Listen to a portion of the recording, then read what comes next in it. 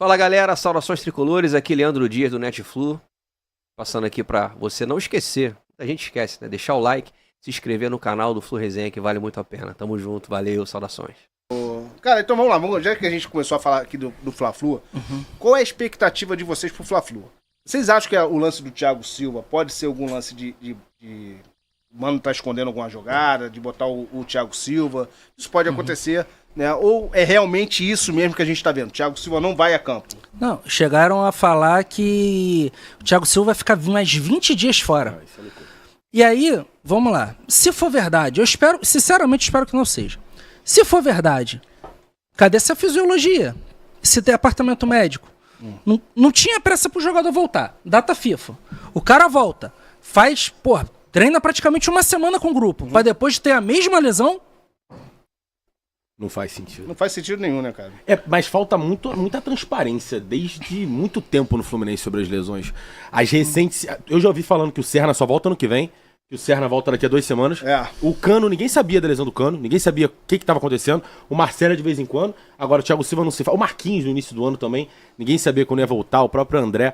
Acho que falta transparência, porque o cara pode ter tido a lesão. Beleza, o Mário na coletiva de imprensa até falou que ele tomou uma injeção séria pra jogar, jogou no sacrifício contra o Galo, e aí não sabe se isso prejudicou a lesão ou não, beleza. Mas falta transparência pro torcedor. E a informação de hoje, não lembro de qual jornalista, é que ele não jogaria. E eu acho que quando chega uma informação assim, não querendo dizer se é vazado ou não, mas parecendo ser, é pra deixar o torcedor tipo assim, não, ele não vai. E aí, porque senão seria, ainda é suspeito, não se sabe, alguma coisa do tipo. Mas se chega que não, eu acho que ele não vai jogar. E aí é o outro argumento. O Inácio também... O Inácio é outro, que ninguém sabia quando voltaria. Ele tá voltando de lesão. Eu prefiro, obviamente, o Inácio titular, até porque as outras opções são Antônio Carlos, Manuel ou Felipe Melo, não é isso? Isso. Tem mais. E Thiago Santos, que deve jogar. O Felipe Andrade, quem não vai botar. Nunca botou. Ainda mais de zagueiro. Ele não improvisa ninguém. Na verdade, o Felipe Andrade é zagueiro de origem, né? Ele é zagueiro de origem. Ele jogou de volante com o Diniz, foi isso? Exatamente. Entendi. Mas o Thiago Silva, desde a pancada, né? Ele veio tratando, como você mesmo falou, ele jogou ali no sacrifício com uma injeção e tal. E aí ele chegou até a treinar alguns dias, né? No CT, mas segundo até que eu tava lendo hoje no Globoesporte.com, de fato ele continua sentindo essas dores, é por isso que o Mano resolveu poupá-lo, né? Cara, assim, é complicado, né? Porque ele ficou de fora do clássico contra o Botafogo, ficou de fora do clássico contra o Vasco e agora vai perder o clássico contra o Flamengo no momento em que a gente precisa muito dele. De fato, quando a gente tem a zaga Halloween, né? O monstro e o lobisomem ali, cara, a gente tem um desempenho defensivo muito melhor nos jogos. Concordo com o amigo Lucas ali que, de fato, o Inácio, pra mim, dessa janela do meio do ano foi, pra mim, uma das melhores contratações. Sim, concordo. Sinto muito a lesão dele, né, no joelho, no momento que ele estava começando a vir numa crescente, né? Era o primeiro jogo dele ao lado do Thiago Silva. E no jogo que ele se machucou, ele ficou o Corinthians. Ele estava jogando melhor do que o Thiago Silva. Exatamente, inclusive no jogo contra o Vasco que a gente perde, né, lá no Engenhão, pra mim ele foi um dos poucos jogadores que se salvaram ali. Estava nesse jogo. Né? Então, assim, ele vinha jogando muito bem, vinha com atuações consistentes. Infelizmente sofreu essa lesão. E das opções que a gente tem também, cara, pra mim amanhã é Thiago Santos e Inácio. Mas aí uma dúvida, só pra perguntar mesmo, já me metendo. Tá voltando de lesão. Sim. Muito tempo sem jogar. E essa falta de transparência esse cara tá treinando com todo mundo ou ele voltou a treinar ainda agora recentemente? Então, porque se ele for jogar e se machucar de novo, é melhor não jogar. É justamente isso. O Ignacio, na verdade, ele começou a treinar agora. Ele voltou aos treinamentos agora, se eu não me engano, no final de semana. É outra preocupação. Tá com cara de Antônio Carlos e Thiago Santos. Foi Manuel, Thiago Santos no último jogo. Jesus. O Cruzeiro foi Manuel. Contra o Cruzeiro foi Manuel. Tá com cara de Manuel. O Mano Menezes, quer dizer, não sei também, né? Pelas poucas notícias que eu fui vendo ao longo dessa semana, né, o Ignacio ele vem fazendo bons treinamentos, inclusive... Eu ia falar isso. Foi falado que o Mano tem se mostrado cada vez mais surpreso, né, com o desempenho dele. Com a recuperação e desempenho dele nos treinos. Então, assim, pelo que a gente escuta, né, das mídias e tal, acredito sim que o Ignacio tem um grande potencial de ser titular no jogo de amanhã. Eu acredito muito que amanhã a gente vá de Ignacio e Thiago Santos para enfrentar o Flamengo. Assim, cara, dos males o menor, né? Eu queria ver outro Thiago junto com o Ignacio, mas... exatamente. A zaga Halloween, infelizmente. Eu acho que, assim, fatalmente a questão pro futuro, terminando a temporada, a gente tendo uma pré-temporada para ano que vem, a nossa dupla de zaga titular será Inácio e Thiago Silva. Eu acho que tendo isso que não resta contratar dúvida. zagueiros titulares. Porque o Thiago Sim. Silva não vai jogar todos os jogos. Exatamente. Então tem que contratar 2 titulares. O Thiago Santos vem indo muito bem como zagueiro e é uma ótima reposição. Não tenho o que dizer. Exatamente. Só que precisaria de mais um pra gente ter um elenco mais robusto. Eu tô curioso pra ver essa barca no final do... Tem que ser carregada. Tem que ser carregada. Mas muito cheia. bem curioso. Não é nem bom o Mário se posicionar agora em relação a isso. Não, ainda tem ele alguma ajuda- coisa. Não, Agora não dá pra... Não dá. Agora não dá pra- Mas o seu Renato Augusto parece que é a cara do Renato Gaúcho, né? O Grêmio tá interessado no Renato Augusto. Renato Augusto, é a Não, cara, então, é a cara do Renato Gaúcho. Mas eu queria, que contratar esse o tipo de- Renato Gaúcho aqui. A gente... Rapidinho. Então, Pelo amor de Deus. Então o Renato Augusto vai Eu também ficar. eu também Eu queria gostaria do muito. Renato Pra mim, ele é o Augusto único hoje e faria o Não, Fluminense se jogar uma eu bola. pudesse ok. escolher dentro dos técnicos brasileiros, talvez o Renato fosse a melhor opção. Mas assim, o Renato é empregado. A gente sabe que a gente não tem bala na agulha pra tirar treinador de ninguém. Cara, eu fui um dos poucos que elogiou a contratação do Mano. Eu gostei da contratação do Mano. verdade. Cara. Na Eu hora lá, gostei. né? Aqui na mesa ele foi o único que elogiou. Quando saiu a notícia, a gente vai chegar lá porque isso foi falado na live do nosso amigo Alexandre aqui, na live do Sodanense. Quando eu soube que tava entre Odaí e Mano, gente, é Mano. Seco, sem pensar 2 vezes. O Cuca negou, né? O Cuca negou. Não. Pelo que o Mário falou ontem na entrevista lá com o canal lá do Sodanense, ele falou que os nomes eram o Mário Bittencourt, era o Mano Menezes E o Odaí Odaí. Helman. Irmão, sinceramente, ainda bem que veio o Mano. Ainda bem que veio o Mano. Que porra. É porque eu, Lucas, eu sou muito crítico ao Mano Menezes. Eu acho que ele faz com o Fluminense um futebol medroso. Ele conseguiu fazer, talvez, a identidade de um clube que... Acho que uma das poucas coisas que eu gostava do Diniz ali não era esse tic-tac, era a raça que ele imputava nos jogadores. E foi assim que ele fez pra mim o Thiago Santos, o Samuel, o John Kennedy, vários jogadores jogarem bem. O próprio Martinelli, que pra mim é o caso perfeito disso. E o Mano Menezes conseguiu fazer com que esses caras hoje tenham medo de jogar bola, pô. O pior futebol que eu vi dentro de um estádio foi Fluminense e Atlético Mineiro. Não sei se eu tô traumatizado também, gente, mas... Cara, foi assustador. Posso fazer um adendo ao que você tá falando? Eu não diria que o futebol medroso. Eu acho que o certo é o clichê. Clichê do futebol brasileiro é isso. Os grandes treinadores veteranos que restaram no mercado têm a filosofia idêntica ao do Mano. Abel Braga era assim. Entendeu? E assim a gente vai citando outros. Eu acho que o nome correto é clichê. É o cara que quando pega... Até sabe propor o jogo. Você vê que quando o Fluminense tenta jogar, o Fluminense tem uma transição rápida, o Fluminense consegue envolver o adversário, mas a partir do momento que conquista uma vantagem...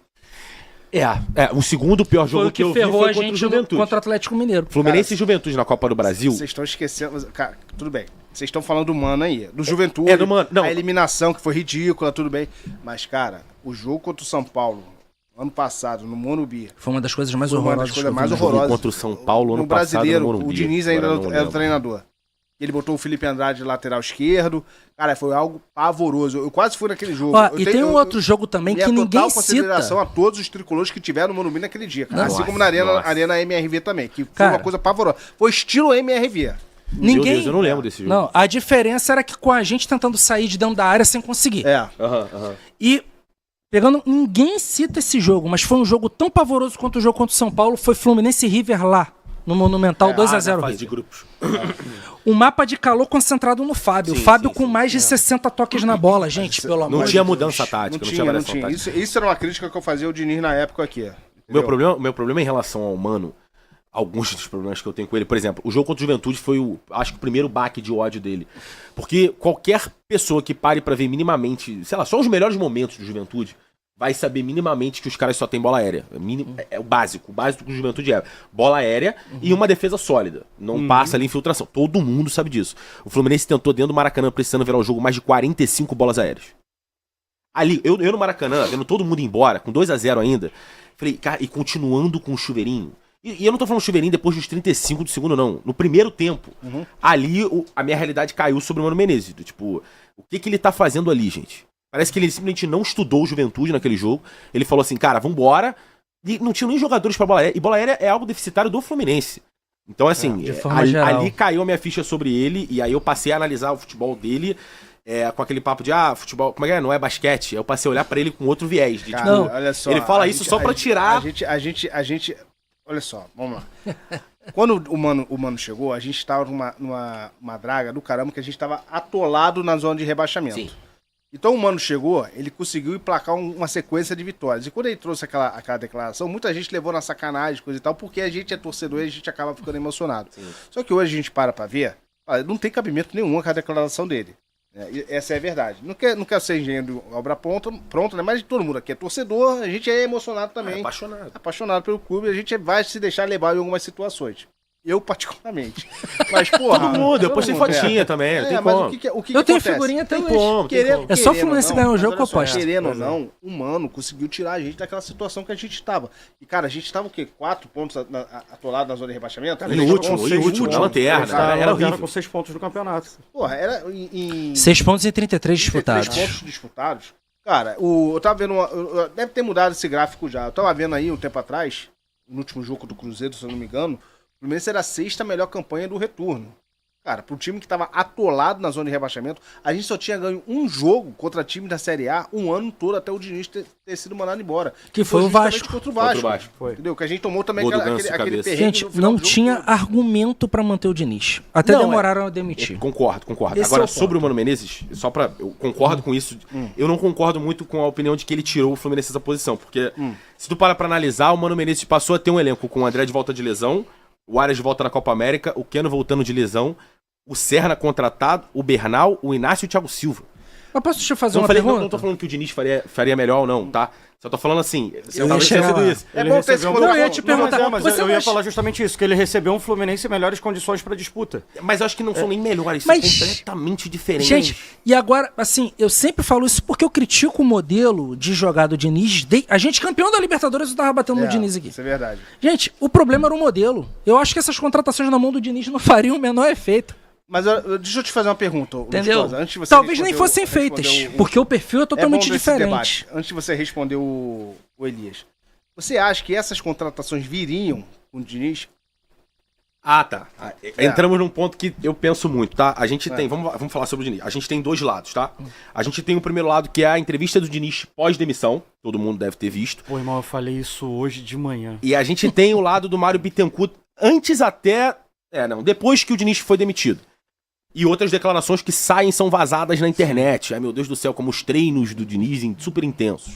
A gente tem essas 2 declarações. A gente não tem a verdade. Ninguém aqui sabe exatamente a verdade. Só os 2. Como a notícia chega pra gente também. E a gente tem o Fernando Diniz, de um lado, falando que ele pediu a contratação do Mina e ele pediu a contratação do Luiz Henrique. Inclusive, além das contratações que já tinham chegado. Exatamente. Não é porque ele pediu o Mina e aí não veio, beleza, o Antônio Carlos. Ele pediu além. Então ele sabia. E tem o Mário Bittencourt falando que o Diniz montou o elenco. Então são os 2 contrapontos. Eu falei isso hoje de manhã. Aí o segundo contraponto é o seguinte, cara. Pô, beleza. Aí o Diniz recebe esse time. E aí o que faltou pro Diniz? Eu sempre gostei da forma como o Fluminense jogava, mas eu também sou crítico por não ter variação tática. Ele tentou isso algumas vezes ano passado contra o Flamengo, botando o Lelê e fazendo o lançamento. Primeira vez que eu vi o Diniz fazendo o lançamento do Fábio, do Samuel, foi com o Lelê em campo contra o Flamengo no passado no Brasileiro. Achei maneiro. Ele tentando coisas diferentes. Pra mim, no que ele mais errou. Ele errou em muita coisa esse ano. Mas ele não errou em ser mais Renato Gaúcho. Fernando Diniz não foi malandro. Ele quis comprar uma briga que eu não sei se é porque ele tem algum tipo de acordo com o Mário ou se ele é assim pela personalidade dele. Mas ele comprou a briga de proteger todos os jogadores e botar toda a responsa pra ele. Se ele faz igual o Renato Gaúcho faz nas coletivas assim, ó, não, eu tô pedindo um jogador, eu tô pedindo dinheiro, tem que contratar com esse elenco aqui, se não contratar vai dar ruim, ele pelo menos dividiria a responsa, não tiraria a culpa dele que ele também teve. Se ele ligou pro Douglas Costa, se ele... Vamos lá, galera. Ele ia mostrar... Mário Bittencourt, não é porque isso aí é uma característica do Mário, tá? Tirar o da reta. O Mário Bittencourt, ele deu uma entrevista pro Charla e falou que ele mandou trazer o Fábio. Como se a assinatura dele não valesse nada. Se o Fábio tivesse dado errado, vocês acham que ele falaria isso? Claro que não. Não, acho que não. Claro que não. Tiveram 8 contratações no início do ano. E eu também sou contra e tenho pontos a favor do Mário, beleza. Eu só tô pontuando que, assim, pra mim o Diniz fez o futebol mais bonito que eu já vi. Tinha críticas ao modelo dele. O Ronald principalmente sobre variação. Acho que as variações que ele tinha que usar. E eu não acho que ele fez de forma errada, mas ele quis proteger os jogadores. O Diniz estava com o time do Fluminense, com as contratações que ele já sabia que deram errado. Ele pediu outras. Sem André, sem Arias, sem Thiago Silva, sem Keno, com Cano machucado. Mas olha só, E sem o Marcelo também, que se machucou muito. Mesmo assim, jogou muito a primeira fase. Mas o André e o Arias já estavam com ele e não estavam jogando nada. Isso é um fato também. A gente sabe disso. Sim. Em relação a entrevista ontem lá no Sodanense do Mário, mais uma vez o Mário repetiu o mesmo discurso. Ele bota tudo na conta do Diniz e tira o dele da reta. Não, ele não bota tudo, não. O discurso é assim, porque eu tenho quase a íntegra, porque eu fiz a live logo depois. Assim, ó. Não, erramos muito. Erramos muito, acho que no planejamento eu também tenho isso. Mas a gente confiava muito na gestão que tava lá, profissional. Então ele tira depois. Ele fala, erramos. Mas exatamente. É um jeito advogado, eu não sei se ele é assim na vida dele. Mas ele tem um jeito de... Ele te leva pelos caminhos pra você... achar que só o Diniz está errado, e não ele. Exatamente. Então, esse é o problema. Eu não sou advogado, nem tenho formação, mas eu trabalho com venda. Olha só, o que eu quero deixar Quando o cara é bom de desenrolo, eu conheço, vejo de longe. O que eu quero falar é o seguinte. Essa narrativa que já estão botando já tem um tempo de falar que só o Diniz é culpado, o Diniz não é o único culpado dessa situação. Ele tem a parcela de culpa dele. Assim como a diretoria tem a parcela de culpa dela também. A torcida do Fluminense é bastante esperta, a torcida do Fluminense sabe disso. Fala galera, saudações tricolores, gostaram do vídeo? Espetacular, né? Só feito por tricolores, de tricolor para tricolor. Então aproveita, se inscreva aqui no canal, deixa o seu like aí, compartilhem. Vem pra cá, resenha, tricolor, Fluminense, sempre, em primeiro lugar.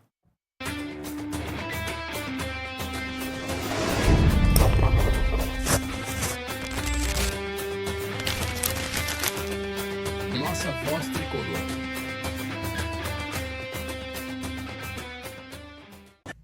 Uma produção